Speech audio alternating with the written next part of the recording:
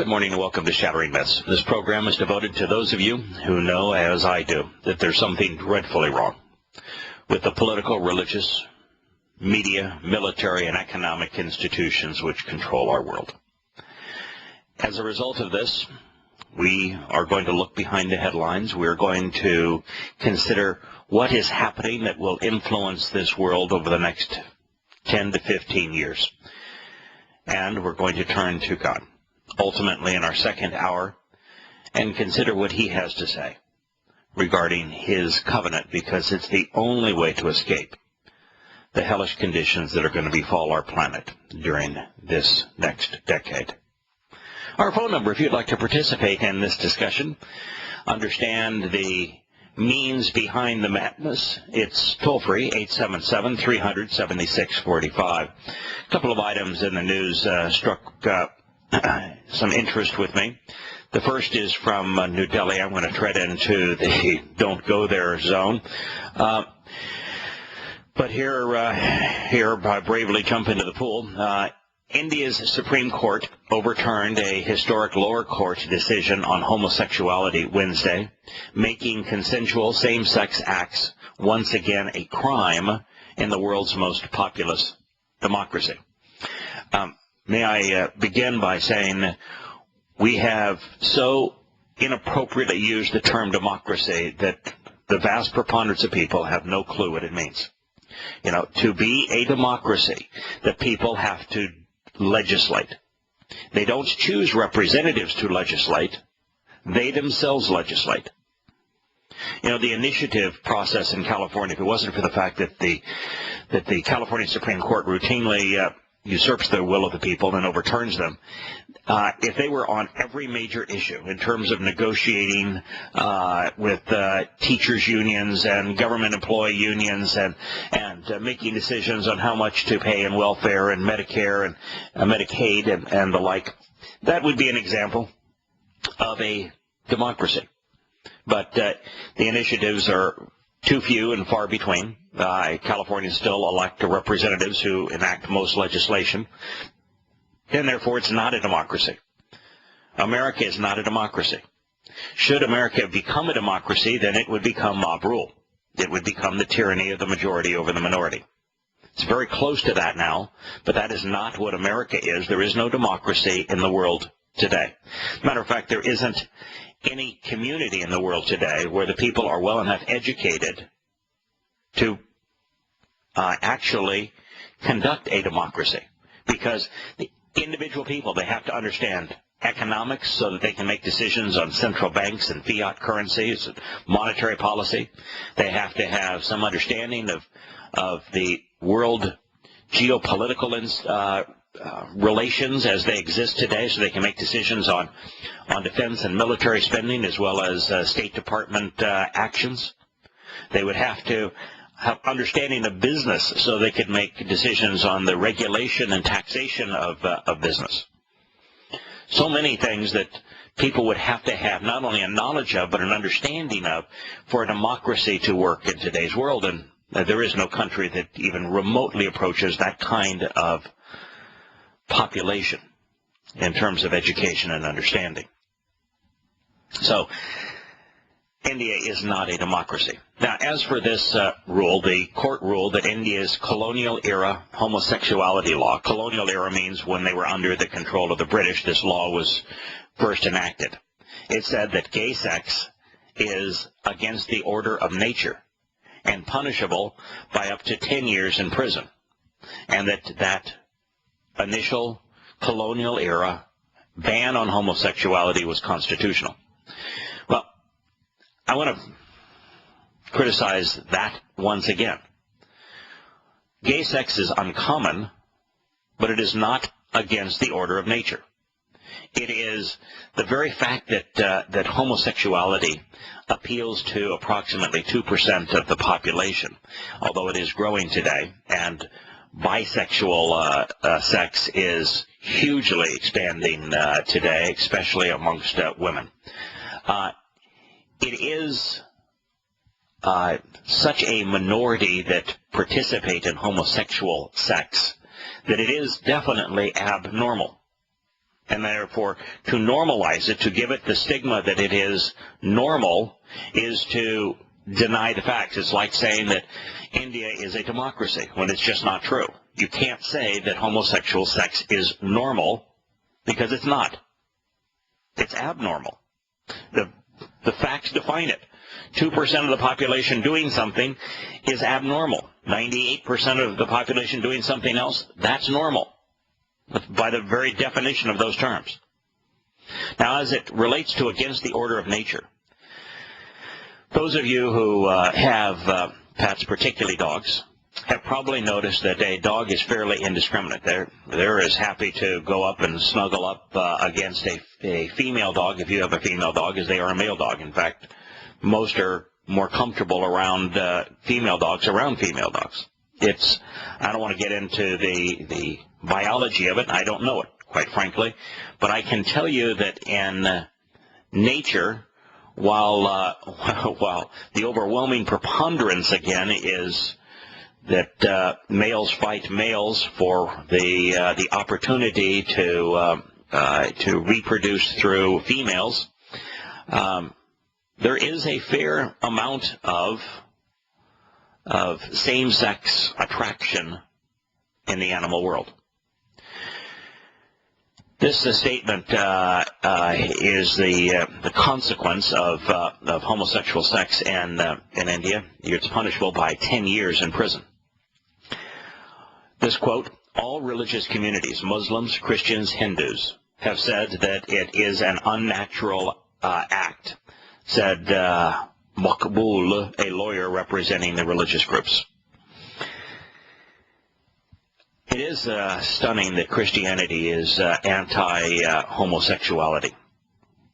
Yahowah barely mentions it. He mentions it twice. He's not fond of it. He considers it inappropriate for a man to have sex with another man. But it didn't make his top 10 list. Adultery did, and you don't see many countries where there is a law with prison sentences for adultery. And for a Christian group to be up in arms against homosexuality and not adultery is purely hypocritical. Now, as it relates to Muslims, what's interesting is that the Quran's depiction of the multiple virgins in paradise does not only include females. Now, heaven is only for males. According to Muhammad, women spend their time in hell suspended by their breasts for being ungrateful to their husbands. But men aren't just satiated with perpetual female virgins, but also with male virgins. And that there is a surah in the Quran that speaks of how the homosexual sex is going to be not only permissible in Allah's paradise, but all of the stigma that would go against it on earth is suddenly removed.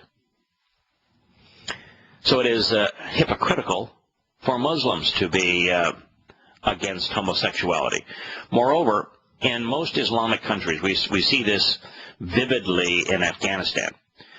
When the Americans would liberate a town from the Taliban, and they would send the Afghan police in, and therefore we would have witnesses as to what is occurring. One of the first things that the Afghan police would do would go door to door into the community to find the most attractive adolescent boys. They would pull those boys out of their homes in a game called Bachiba, and they would gang rape them, and they would gang rape them over a period of weeks in a purely homosexual act. Now, here's my view on this, and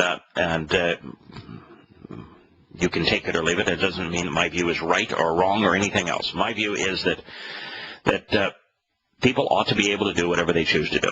I'm an advocate of choice and of free will.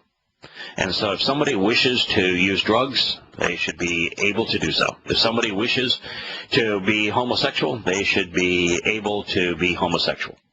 We should not attack people for making poor choices. So long as people's poor choices don't influence the lives of others in a negative way, they should be allowed to make those poor choices. While we should have an educational system that encourages people to make the right choices. My only issue with homosexuality is when it's promoted as being normal, when it's not, and when it's being advocated in university and media settings and political settings as a cause célèbre, as something that is good, when in fact it is unhealthy. Homosexual men don't live as long as heterosexual men.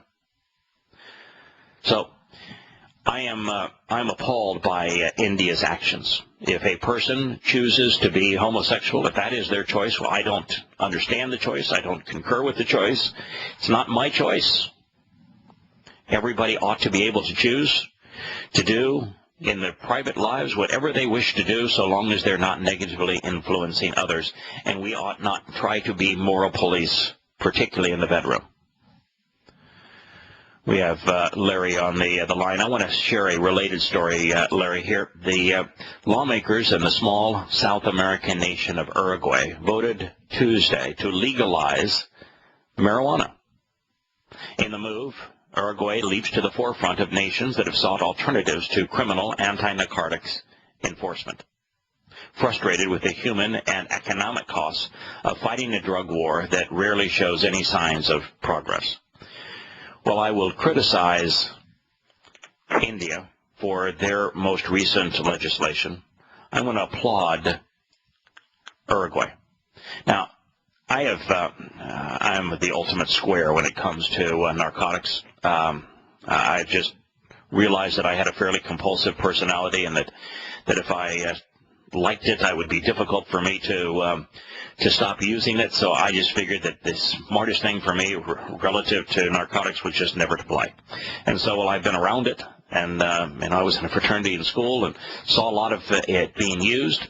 I can't tell you what the pleasures are associated with these drugs, because I've never used them.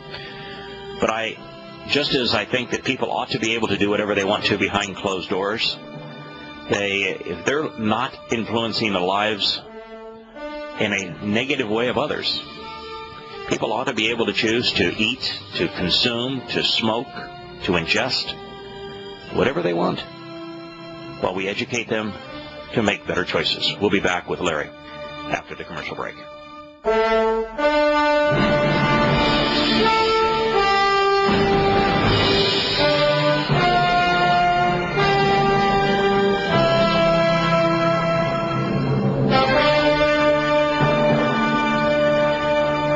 Welcome back to Shattering Myths. We have Larry on the line. Something I must have said must have tripped a trigger, Larry, whether it be India on criminalizing homosexuality, or Uruguay legalizing the use of marijuana.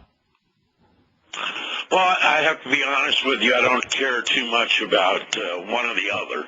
Okay. It's as simple as this. Uruguay is saying, okay, criminalizing marijuana. I don't use drugs. Haven't for many years. I was in high school in America, so sure, I smoked pot, and I don't care one way or another about it. It's just kind of a goofy drug to me. I think there are a lot of benefits to hemp, on the other hand. I actually have a significant stake in this one. And that is that, I've got a really significant stake in this one. Now, I'm probably a little older than you are, so back in the time I was in high school, the big thing was drinking beer. My view is that America has become a prison state, a police state and a prison state. That's true. Oh, yes, absolutely. And that we ought not put people in prison for using drugs, and that our prison population is way out of whack against the rest of the world. No, I agree with that. I agree with that. Okay. The second issue is we're spending gargantuan amounts of money, limiting Americans' freedom, fighting a war against drugs that by every rational standard is failing. The purity of drugs is drugs are getting more pure. They're becoming more prevalent. They're becoming more cheaply available, and they're more widely used now than ever, which means that all of the money that we have wasted, all the people we've imprisoned, all the programs that we've enacted, all the resources we've squandered on this have been wholly ineffective, and so why continue to do that? My view is that life is full of challenges. And if you're going to handicap yourself in life by being inebriated, that it's going to make it all the more difficult for you to make good choices in what is already a difficult experience. And that it's stupid, therefore, to use any drug, including alcohol, to excess, or so that it limits your ability to perform, I thought you said Uruguay criminalized. No, decriminalized. Okay, thank you. Okay, good. Yeah, I don't have any problem with that at all. Yeah, I'm in favor of that. I think all drugs, even the horrible drugs, heroin, crystal meth, roofies, and all of those things, I think ought to be legal and yet vociferously condemned, but condemned using evidence and reason. Yeah, I think there are powers that be that have a great stake in keeping things like that illegal. One, you got the police state that you're talking about enlarging. Right.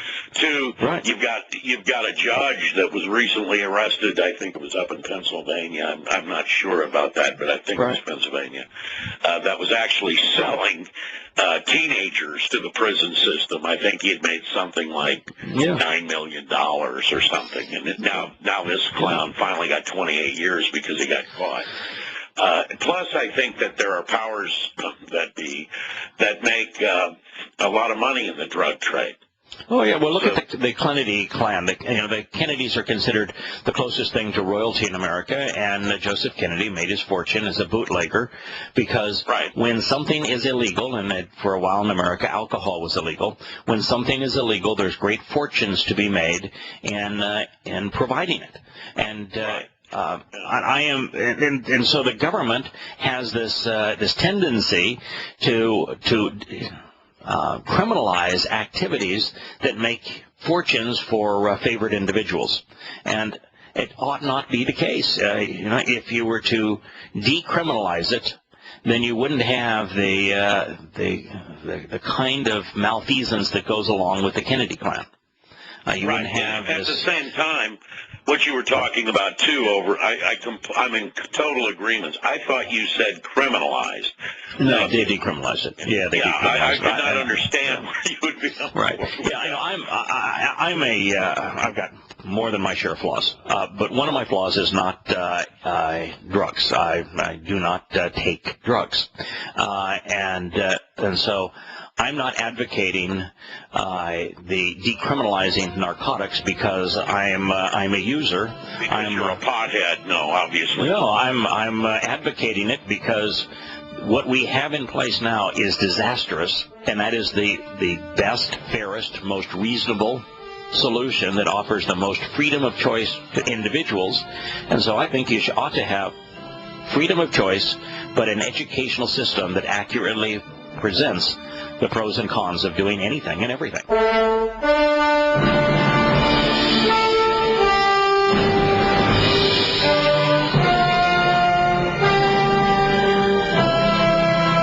Welcome back to Shattering Myths. One of the things that I find especially revolting is the maneuvering of the media, in this case Time magazine, in elevating that which is counterproductive, working against the common people. Now, Time magazine, when Barack Hussein Obama was first elected, they literally presented him as God. They said it is as if he is God, speaking of the messianic nature of this resolutely dishonest and counterproductive president. Today, Time magazine has named Pope Francis times Person of the Year. They have done so because they said he's taken the papacy out of the palace and into the streets. This Pope is a Marxist. Well, this is why I called in, Yada. Okay, let me just phrase this, and then I want you to respond. Well, the Roman Catholic Church is amongst the most repulsive and counterproductive institutions in human history.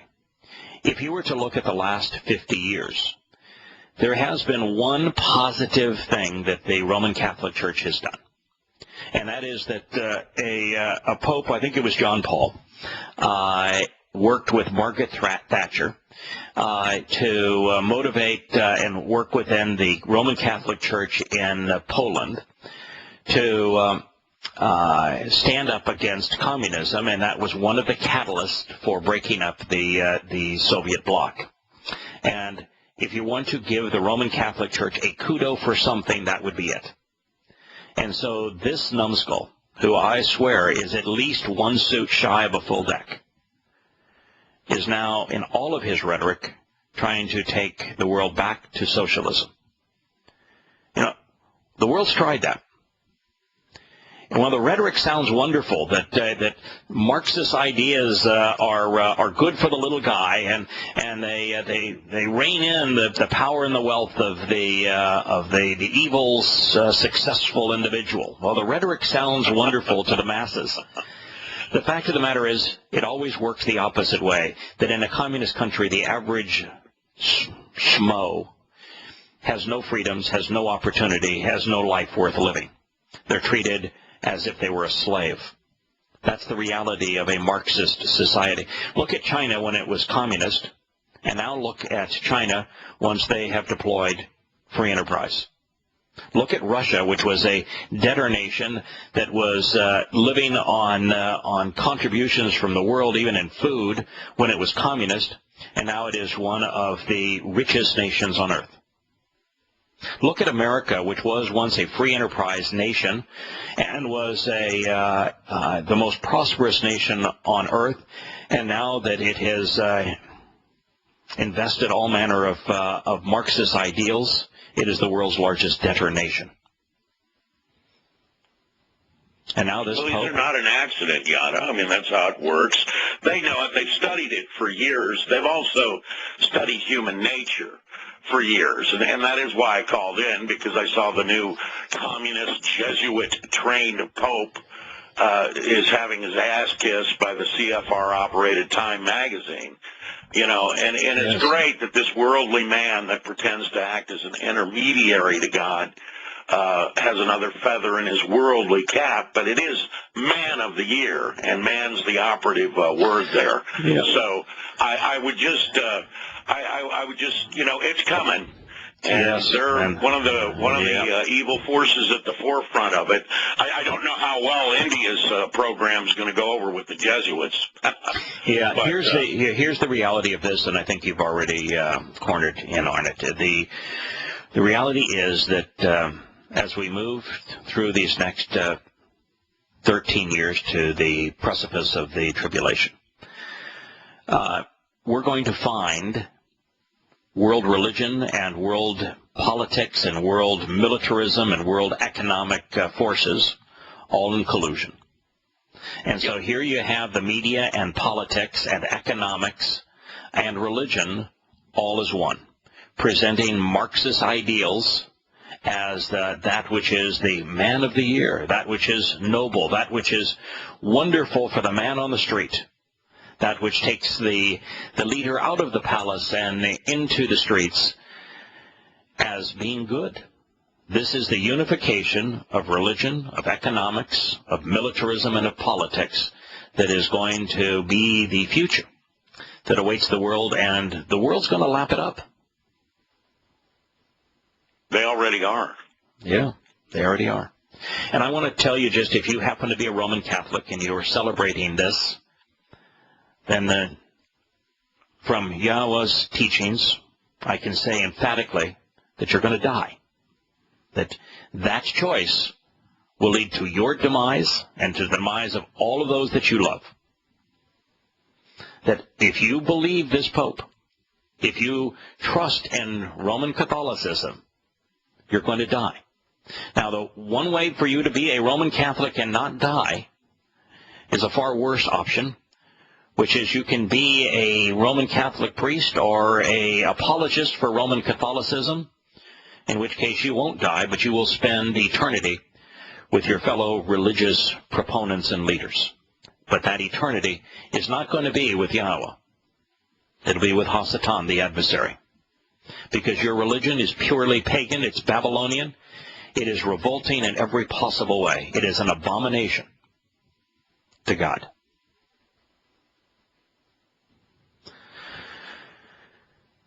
Larry, so... Well, there's little doubt about that. I mean, Yahowah is not a religious deity. He doesn't want worship. He certainly doesn't want worship tied in with all kinds of pagan ideals, which is what Catholicism really is.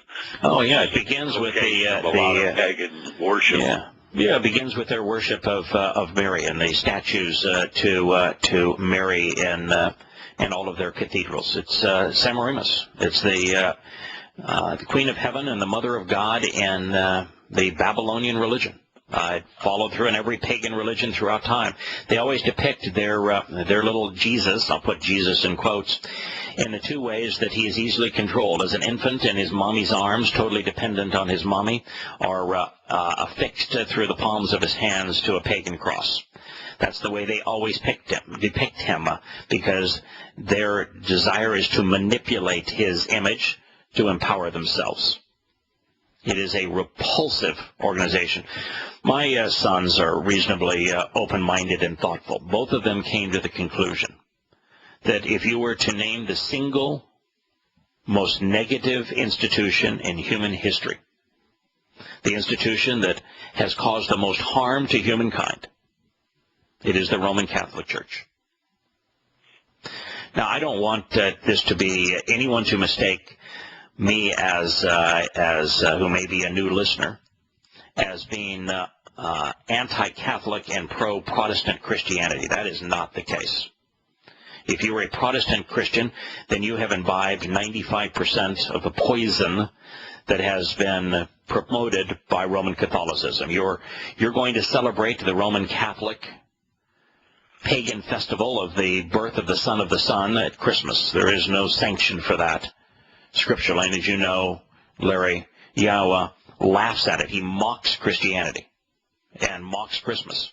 He also mocks Easter, which is named after Astarte, the Babylonian Queen of Heaven. Mock it. He condemns it yes. as an abomination. Well, that's one of the things. Yeah, Christmas. I think he actually. I mean, is there a significant difference between God mocking something and condemning it? I really don't think so. But beyond that, with Christmas, I see him actually mocking it. You know, to mock it. The stupid tree that can't talk to you. And all that. What are you doing, dragging this stupid tree in and decorating it? And this tree. What a moron you are! I do see. That's infinitely tied to Ishtar, to Easter. Oh, of course, yeah, because 9 months after Easter, the Mother of God, the Queen of Heaven, is impregnated with the rays of the sun, and 9 months later, she gives birth to the Son of the Sun on Christmas Day. It's pagan right to its core, as is Sunday worship, as is the Trinity. All of this is purely pagan, and so if you're a Protestant Christian or an Orthodox Christian by some other group other than Roman Catholicism, like the Russian Orthodox or Greek Orthodox or Copt in the case of Egypt, then your fate is no different than the fate of a Roman Catholic. At the end of your mortal existence, if you are a Christian in any form, if you rely on the church, if you support the church, if you believe the church, if you are reliant on your New Testament, at the end of your mortal existence, you're going to die. And this man, Pope Francis, is leading 1 billion Catholics to their demise, both spiritually, their souls will cease to exist, and financially. That's a bad thing for a person named Man of the Year. Well, communism is a bad thing, and it's sad that that really the powers that be control most of the major media. I mean, they don't control this show, but they control major media. Yeah. And it's really a lot of talking points and misdirection and misinformation and directing us and directing worldly events in the way they wish it would go. And clearly the powers that be want the people who live like pigs way at the top. They live like the elite that they are. Right. Yeah, just like in feudal Europe when the Catholic Church and the monarchies were united in empowering themselves, enriching themselves, and suppressing the people. That's where the elite want the world to go. It's interesting that in Yahowah's presentation of the Yobel and his economic policy for Yisrael, there is a mix of what we would call free enterprise and socialism. Every 50 years, land returns to, and is redistributed, which would be a socialistic idea, except for the fact that it's not redistributed to the state, it's redistributed to people. Loans are forgiven, and those who are indebted, those who are slaves, are freed. Yeah, but I can see why that would be. Yeah. Because that takes away from the notions of empire building. Correct. Of running the world, Correct. Of a whole lot of things. Oh, right. Yeah, absolutely. It brings people down to reality, doesn't it? Gives everybody a fair chance and a fair opportunity, but it doesn't limit the opportunity of the individual during their lifetime, which creates prosperity and innovation and progress. It's the best of all worlds, but communism, as it is deployed in our world today, suffocates freedom.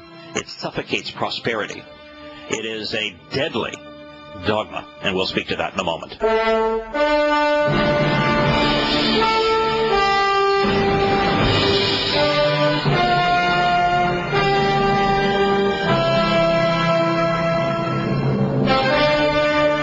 Welcome back to Shattering Myths. We have Larry on the line with us. Larry, one of the things that is deeply troubling to me about the myth of socialist secular humanism and therefore communism is there's two aspects of it. One we've already addressed, which is that rather than serving the man on the street, it treats the man on the street as if they were a serf, as if they were a slave.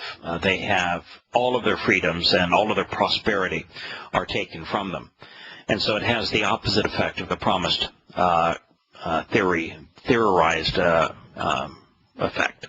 But the second is that socialist secular humanists will demean religion as calling it the source of war and of killing, and that they will demean killing in the name of God. And while you and I would also demean killing in the name of God, and we would demean religion in general, there has never been any human doctrine that has been as deadly and as destructive as socialist secular humanism. You look at the last 100 years, and communists and socialists have killed, well over 100 million people. That's right. And so it's the deadliest dogma that man has ever conceived. Well, I mean, it was also funded by the Catholic Church, wasn't it? I mean, so you've got the religious tie in there, too. What I would say is this. When the media fawns all over a national figure or a worldly figure for very long, and I don't care if it's the Pope, Mother Teresa, Billy Graham, or Nelson Mandela, okay? You can count on them in the end being a destructive force. Oh, you look at Mother Teresa. By any moral, rational, informed standard, hypocrite. She was a complete hypocrite. She was media-made personality. Right. She was at best an agnostic. She was a horrible individual to be around, extraordinarily condescending and nasty, and much of the funds that she raised were not used in the manner that she is credited of having used them. So, she was a complete hypocrite. And, you look at the world's fawning over Nelson Mandela. There are aspects of Nelson Mandela that are certainly noble. But you can't disassociate the man from his past. He was the head of a communist terrorist organization, and his wife, her signature move was necklacing people. Look, right. I don't have anything to do with people like that. And what a necklacing people means is that you take those who don't support your cause, and you soak a used tire in gasoline, and then you incapacitate the person so that they're tied up, and you put this around their neck, and you lighted a fire. That was the signature move of the African National Congress. Well, and he also ran around singing about killing the Bora. And if they want to kill the Bora, then go ahead, kill the Bora. Then you can rely on the GMO foods that the United Nations will bring you to kill you. And that's that. And no, Nelson Mandela was a net minus. He took a country that was fairly well ran, moving ahead at a pretty good pace, and turned it into one of the worst-run countries in the world by any standard. And, he did it through communism, he did it through lies, he did it through murder, and he walked around, asking for handouts everywhere he went. And, but he had a very nice smile.